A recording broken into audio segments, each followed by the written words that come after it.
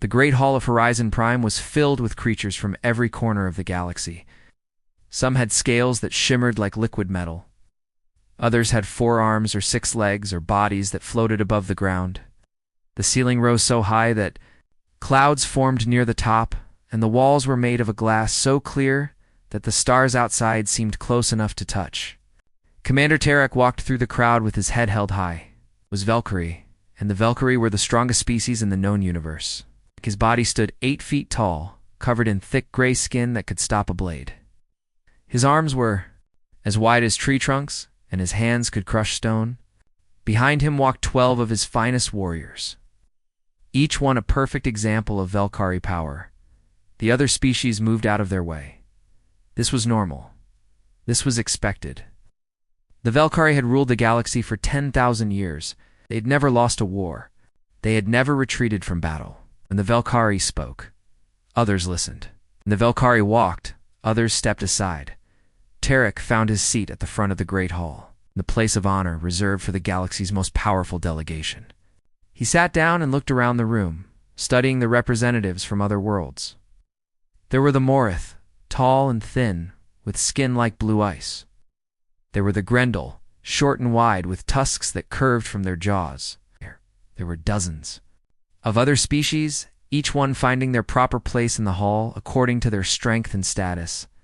And then Terek noticed something strange near the back of the hall. It's almost hidden in the shadows. Sat a small group of creatures he did not recognize at first. They were soft-looking, with smooth skin in shades of brown. They had no claws, no armor, no tusks or horns.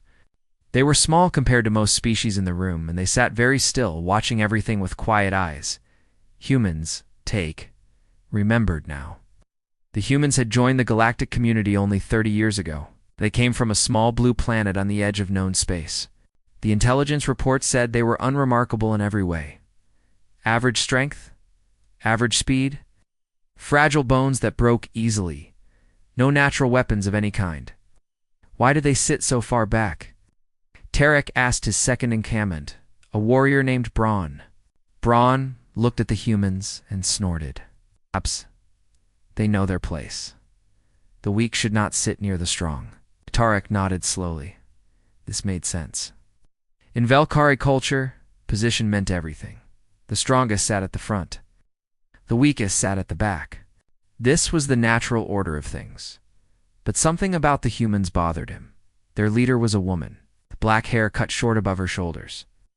Her name, according to the delegate list, was Yuna. She sat with her arms crossed over her chest, and her face showed no expression at all. She did not look nervous or afraid. She did not look impressed by the grand hall or the powerful species around her. She simply watched. Like a person studying a game she had seen many times before, beside her sat a man named Doan. He was larger than the other humans, with wide shoulders and thick arms. But even he was small compared to a Valkyrie child. His face was calm and serious, and he sat very still, like a stone in a river. The third human was a young woman named Jiwoo. She had a device in her hands and was tapping notes into it, her eyes moving around the room with quick, sharp movements. She seemed to notice everything, recording it all in her little machine. Tay watched them for a long moment. Then Yuna's eyes moved across the hall and met his. She smiled. Just a small smile, barely there at all. But something about that smile made Terek feel strange. It was not a friendly smile or a nervous smile. It was the smile of someone who knew something he did not. Then she looked away, and the moment passed. The assembly began. The speaker of the council, a Morith elder with a voice like wind through ice, called the meeting to order. Representatives stood one by one to make their statements. They talked about trade agreements and border disputes, and the usual business of galactic politics. Terek listened with half his attention. The other half kept drifting back to the humans in the shadows. During a break in the proceedings, he walked to where his intelligence officer stood by the wall. "Tell me about the humans," Terek said quietly. The officer, a female Valkyrie named Sara, pulled up information on her datapad. "Not much to tell, Commander. They come from a planet called Earth. Mostly water, moderate climate. They have only been traveling between stars for about 200 of their years. Their military strength? Minimal. They have a small fleet of ships, nothing impressive. Their ground forces are poorly equipped compared to ours. In a direct fight, a single Valkyrie warrior could defeat 10 of their soldiers. Tarek frowned. Then why are they here? Why did the council invite such a weak species to this gathering? Sora hesitated. There have been some reports, Commander. Unusual reports. What kind of reports? 3 years ago, a pirate fleet attacked a human colony on the edge of their territory. The pirates outnumbered the human defenders 5-1. Standard tactics would suggest the humans should have surrendered or fled, and they didn't. They fought for 16 days. When it was over, every single pirate was dead. The humans lost many of their own, but they did not give up. They did not run. They kept fighting until there was no one left to fight. Terra considered this. Desperation can make any creature dangerous. Perhaps, Sora said. But there is more. After the battle, we found recordings from the pirate ships. In the final days, the pirates were not trying to win anymore. They were trying to escape. The humans would not let them. A cold feeling touched the back of Tarek's neck. He looked across the hall at the human delegation. Yuna was watching him again. This time she did not smile. She simply looked at him with those calm, quiet eyes, like a hunter watching something move through tall grass. Tarek turned away. He told himself it was nothing. Humans were weak. Everyone knew this. They were small and soft and breakable. But as he walked back to his seat, he could not shake the feeling that he was missing something important. Something that everyone in the galaxy had missed. Something about those quiet creatures who always sat in the back and watched and waited. He did not know it yet. But he was about to find out exactly what that something was. The alarm came on the 3rd day of the assembly. Tark was in his quarters. When the lights turned red and a loud sound filled the station, he grabbed his weapon and ran into the corridor where his warriors were already gathering with their guns and blades ready. Report, Tarek ordered. Braun appeared at his side, his gray face tight with anger. Sketh Raiders, Commander. They breached the station through the cargo bay. At least 40% of them, heavily armed, cursed under his breath. The Skeths were a brutal species, known throughout the galaxy for their violence and cruelty. They attacked without warning and killed without mercy. They took what they wanted and destroyed what they could not take. Where are they now? The Eastern Wing. They have taken hostages, diplomats from 7 different species. Braun paused, his jaw tightening, including 2 of our officers, Lieutenant Kira and Sergeant Munn. Rage burned in Tarek's chest. The Sketh had dared to touch Valkyrie warriors. This insult could not stand. He gathered his forces in the main command center, where station security had set up their operations. The screens on the walls showed images from cameras throughout the Eastern Wing.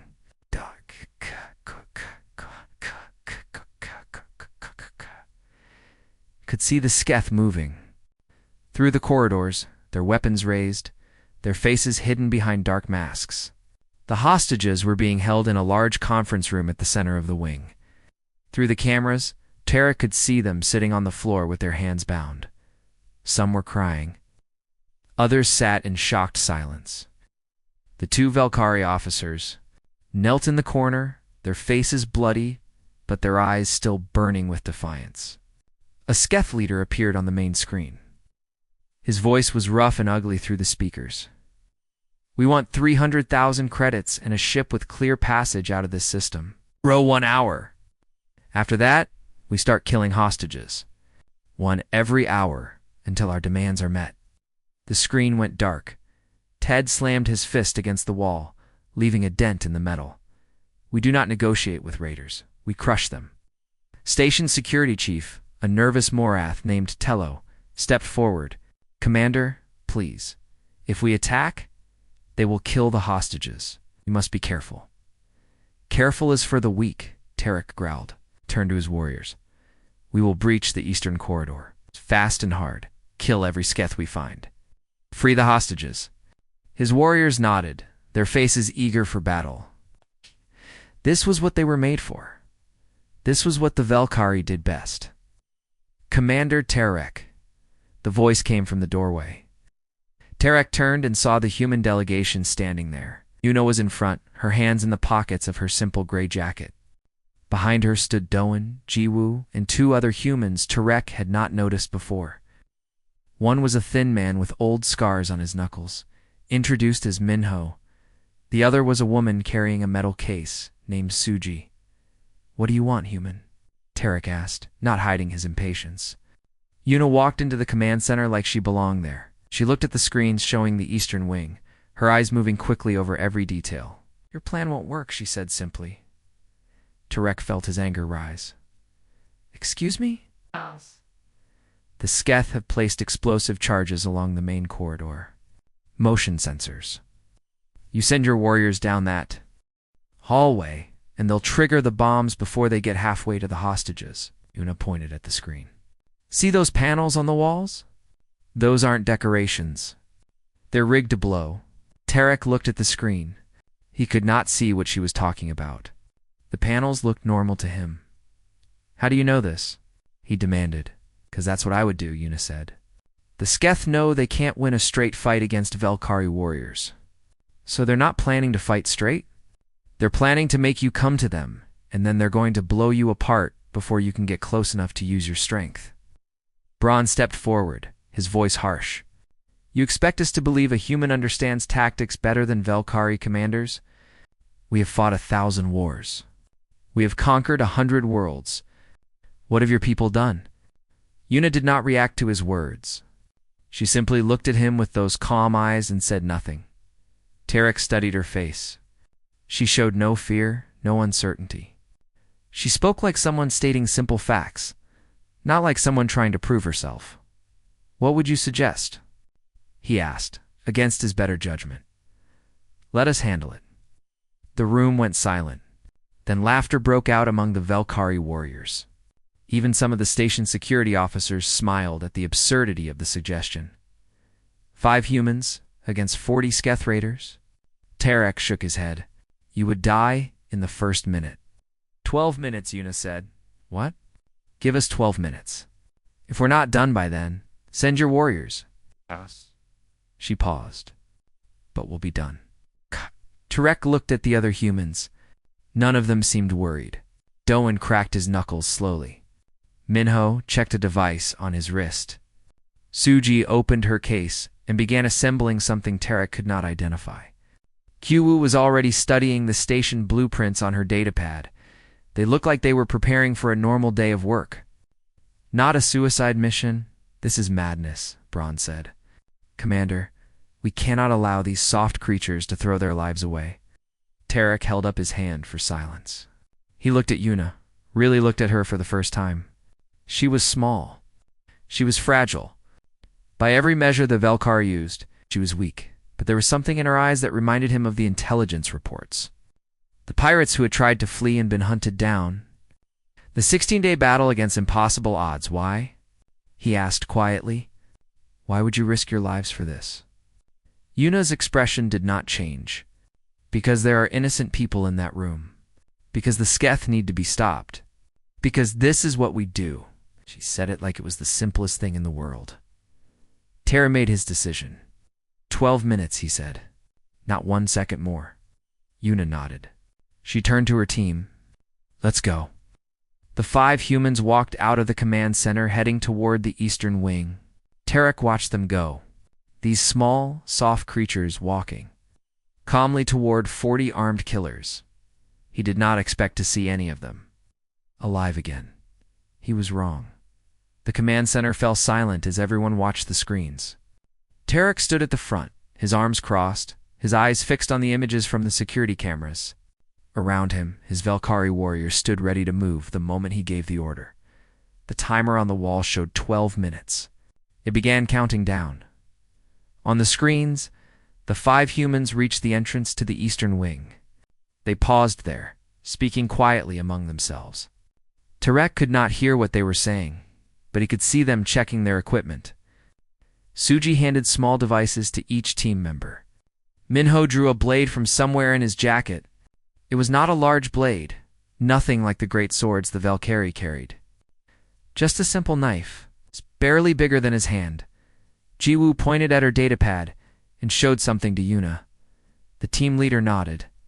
Then she made a gesture with her hand. The 5 humans split into different directions, and then they disappeared.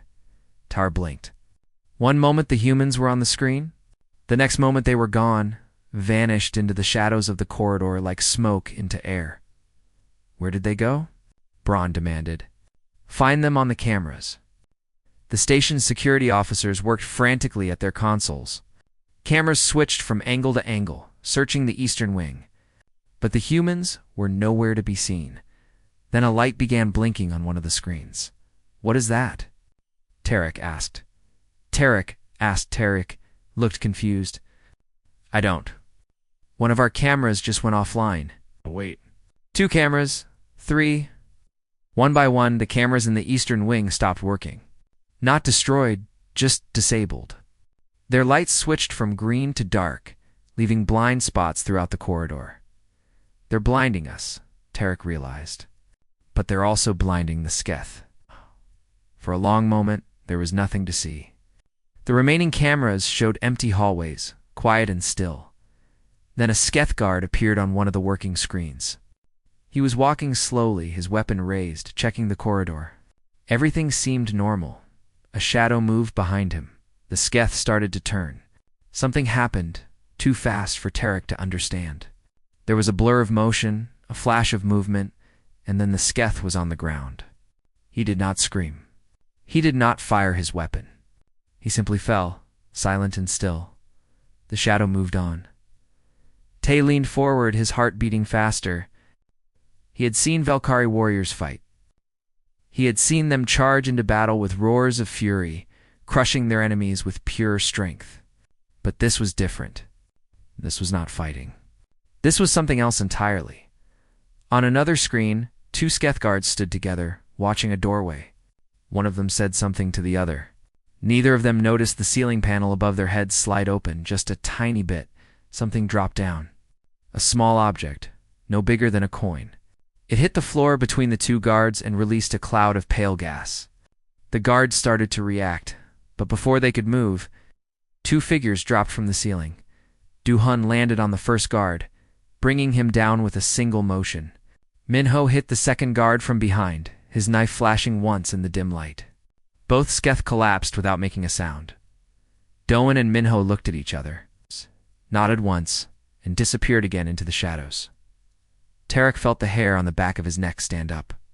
He had seen battles, he had seen wars, but he had never seen anything like this. They're not fighting, one of his officers whispered. They're hunting, Tarek finished. His voice sounded strange in his own ears.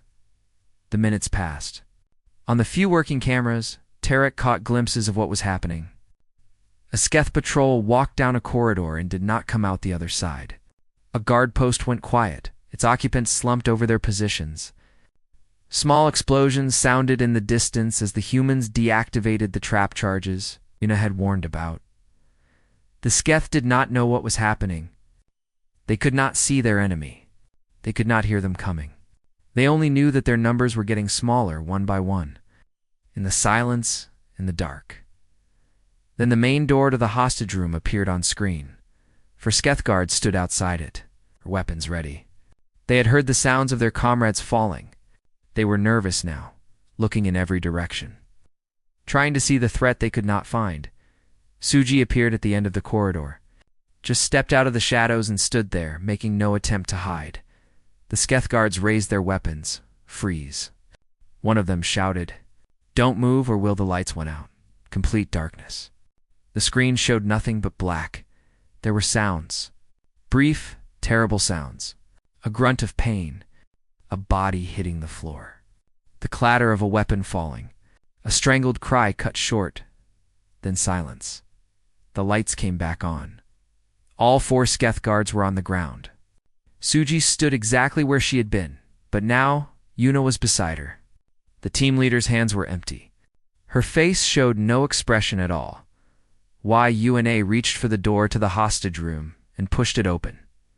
Inside, the remaining Sketh, perhaps 15 of them, turned to face her. Their leader raised his weapon and pointed it directly at her head. "Stop," he screamed. "Stop right there, or I'll kill every hostage in this room." Yuna stopped walking. She stood in the doorway, alone, facing 15 armed killers. She tilted her head slightly to one side. "No," she said quietly, "you won't." The Sketh leader's eyes went wide with rage. "You think I'm joking? You think something crashed through the window behind him?" Doan came through the glass like a thrown stone, hitting the Sketh leader before he could finish his sentence. At the same moment, Minho and Jiwoo burst through a side door that no one had been watching. It was over in seconds. The Sketh tried to fight back, but they were not ready. They had been expecting an enemy they could see, an army they could face. Instead, they got shadows and silence and death coming from every direction at once. When it ended, not a single hostage had been harmed. Yuna's voice came through the communication system, clear and calm, corridor secure. "All hostages safe. Send medical teams." Tarek looked at the timer on the wall. 11 minutes and 43 seconds. Around him, Valkyrie warriors stood in stunned silence. They had just watched 5 soft, weak, fragile humans destroy a force 8 times their size without making a sound. For the first time in his long life, Commander Tarek did not know what to say. The station returned to normal slowly. Medical teams carried the wounded to the healing chambers. Security officers removed the bodies of the Sketh raiders. The hostages were taken to safe rooms where they could rest and recover from their terrible experience. Tarek did not rest. He sat in his quarters for hours, watching the recordings from the Eastern Wing over and over again.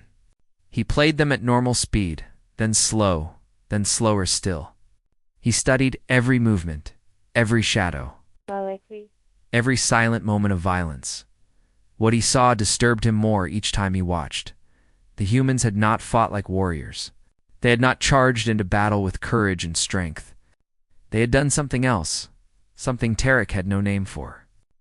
They had moved through the darkness like ghosts, taking apart a larger force piece by piece, never giving their enemies a chance to fight back. This was not how war was supposed to work.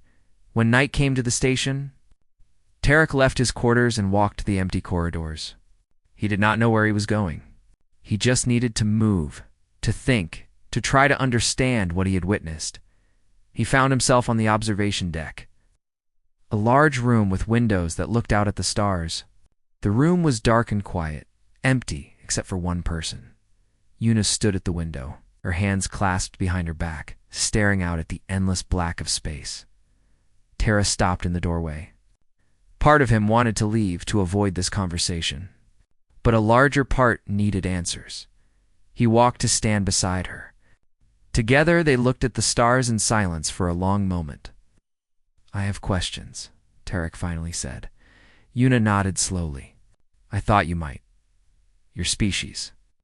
Tarek chose his words carefully. "You have no natural weapons. No armor, your bones are thin. Your muscles are weak.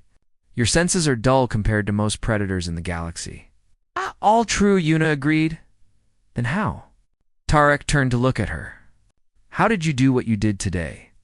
5 of you against 40 armed killers. You should have died. All of you should have died." Yuna was quiet for a moment. The starlight reflected in her dark eyes as she considered his question. "Do you know how humans became the dominant species on our world?" she asked. Tara shook his head. "Earth is a dangerous planet. We share it with creatures that are faster than us, stronger than us, deadlier than us. Lions that can kill with a single bite. Bears that can tear a human apart with their claws. Snakes with poison that stops the heart." She turned to face him. "No fangs, no claws, no armor, just soft skin and small bodies and brains that would not stop working." Tarek listened, saying nothing. "We learned to make tools when our hands were not enough. We made spears when we could not bite. We made shields when we could not grow armor. We made fire when we could not survive the cold." She paused. "Most predators chase their prey," Yuna explained. "They are fast, so they run their prey down quickly. If they do not catch their target in the first few moments, they give up and try again later." She smiled slightly. Humans are not fast. We could not catch our prey in a quick chase, so we learned to follow. We would find an animal and walk after it. Just walk, not run. The animal would run away from us, and we would walk after it.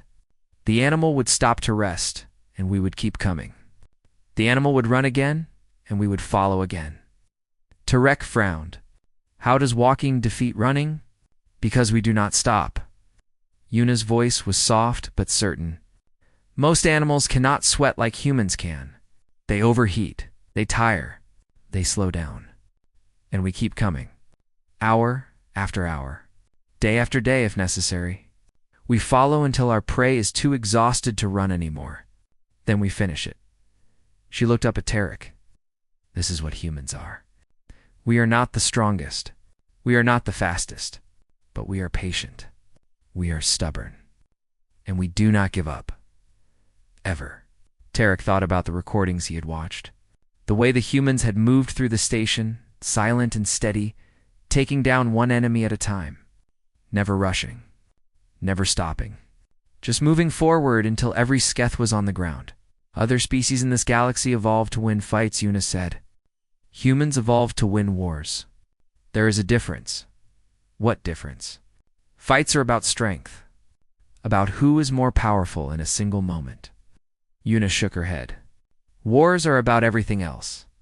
Planning, patience, supply lines, communication, knowing when to attack and when to wait. Knowing your enemy better than they know themselves. She gestured at the window at the stars beyond. The Valkyrie have won every fight they have ever been in. You are stronger than every other species. Faster, tougher, in a straight battle. Nothing can stand against you, as Tarek said, though the word felt hollow now. But you have never fought a war against humans. Yuna's eyes met his. And you do not want to. Tarek felt a chill run down his spine that had nothing to do with the temperature. Why do you sit in the back? He asked quietly. At every meeting, every gathering, you never speak first. You just watch. Yuna smiled again, that small smile he had seen on the first day. Because the ones who sit in the back see everything. We learn the room before we act. We watch who speaks, who lies, who is afraid, who is dangerous. We study our environment. We make our plans. She paused. And when we finally move, it is already too late for everyone else. Tarek stared at her for a long moment. She was so small. She barely reached his chest. Her arms were thin, her hands soft. She had no weapons, no armor, nothing but that calm certainty in her eyes. And yet, standing there in the starlight, she was the most dangerous creature he had ever met. I understand now, Tarek said slowly. Yuna nodded. I know you do. She turned back to the window, and together they watched the stars in silence. Two predators from different worlds, finally seeing each other clearly, the Galactic Council met again. 1 week after the attack, the Great Hall was filled once more with creatures from every corner of known space. They took their seats according to rank and power, just as they had done before. The strongest at the front, the weakest at the back. The natural order of things. But something had changed. Commander Tarek noticed it as soon as he entered the hall. The whispers that followed the human delegation. The way other species turned their heads to watch the 5 small figures walk past. The nervous glances. The quick conversations. The fear that hung in the air like smoke. Word had spread throughout the galaxy. The story of what happened in the Eastern Wing had traveled from station to station, world to world. The recording from the security cameras had been copied and shared millions of times. Every species in known space had watched 5 soft at fragile humans take apart a sketh, raiding party without making a sound. The humans walked to their usual place at the back of the hall. No one laughed. No one made jokes about the weak creatures hiding in the shadows. The representatives from other worlds watched them pass with something new in their eyes. Not respect, exactly. Something deeper. Something older. Fear.Tarek took his seat at the front of the hall with his Valkyrie officers. He turned in his chair to watch the human delegation settle into their seats. Yuna sat down with that same calm expression she always wore. Doan sat beside her, solid and silent. Giwu was already working on her datapad. Minho leaned back in his chair with his scarred hands resting on his knees. Suji watched the room with quick, careful eyes. They looked exactly the same as they had on the first day. Small, soft, unremarkable. But Tarek knew better now. The Morith elder called the assembly to order. Representatives stood one by one to make their statements, just as before. Trade agreements, border disputes, the usual business of galactic politics. But the mood was different when the human ambassador stood to speak. The hall fell completely silent. Every eye turned to watch. Every ear listened. The ambassador, a young man named Haon, spoke clearly and simply about human proposals for joint security patrols along the outer territories. His speech was short and to the point. He made no threats. He demanded no special treatment. He simply stated what his people wanted and why it would benefit everyone. When he finished, there was no dismissive laughter, no condescending comments from the larger species. The other delegations simply nodded and made notes. After the session ended, Tarek found himself walking toward the back of the hall. He did not know exactly why. He just felt drawn there, to where the humans sat, gathering their things. Yuna looked up as he approached. "Commander," she said simply. Tarek nodded. He stood there for a moment, trying to find the right words. "I have served the Valkyrie Empire for 40 years, he said finally. "I have fought in 9 wars. I have commanded armies of thousands. I have never lost a battle." Yuna listened without expression. In all that time, I believed that strength was the measure of all things. The strong ruled. The weak served. This was the way of the galaxy. Tarek paused. "I was wrong." Yuna tilted her head slightly. "You were not entirely wrong," she said. "Strength matters. It always matters. The Valkyrie are powerful for good reason. Your empire is vast for good reason, but strength is not the only thing that matters." Yuna stood up from her chair. "There are many ways to be dangerous, Commander. Many ways to survive. Many ways to win." She gestured at her team. "We cannot match the Valkyrie in strength. We cannot match the Morith in intelligence. We cannot match a dozen other species in speed or senses or natural weapons. So we find other ways." "What ways?" Yuna smiled. "We adapt. We learn. We work together. We make plans and backup plans and backup plans for our backup plans. We fight when we must, but we prefer to win before the fighting starts." No. She paused. "And we never, ever give up." Tarek considered this. "The galaxy has dismissed your species for 30 years, he said slowly. Called you weak. Called you unremarkable. Cold. You the soft creatures who sit in the back and say nothing. Yes. But you were never weak. You were watching, waiting, learning about every other species while they ignored you." Yuna's smile grew slightly wider. "Now you understand." Tarek looked around the great hall. He saw the other delegations watching this conversation from a distance. He saw the fear in their eyes, the uncertainty, the sudden understanding that everything they knew about power might be wrong. "What do humans want?" he asked. "What is your goal?" Yuna considered the question for a long moment. "Survival," she said finally. "That is what we have always wanted. Just to survive.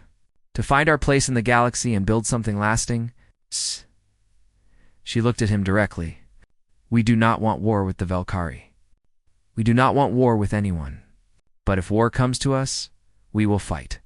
And we will not stop until it is over." Tarek believed her. Every word. "The Valkyrie have ruled this galaxy for 10,000 years, he said. "We have never needed allies. We have never needed partners. And now." Tarek extended his hand. It was a human gesture, something he had learned from his research. He did not fully understand what it meant, but he knew it was important. "Now things are different," he said. Yuna looked at his hand. Then she reached up and took it. Her grip was firm despite her small fingers. Her skin was soft, but there was strength beneath it. Hidden strength, patient strength. The strength of a species that had learned to outlast every predator on their world. Welcome to the galaxy, Commander, Yuna said. The real galaxy. The one where everyone is watching everyone else, and the ones who sit in the back see everything. Trek nodded slowly. Around them, the great hall of Horizon Prime continued its business. Representatives talked and argued and made deals. The strong sat at the front. The weak sat at the back. But the rules had changed. The galaxy's strongest species had sat unchallenged for 10,000 years. Now, they understood why. The humans sat in the back, not because they were weak, because they were waiting, and now they were done. Waiting, now they were ready.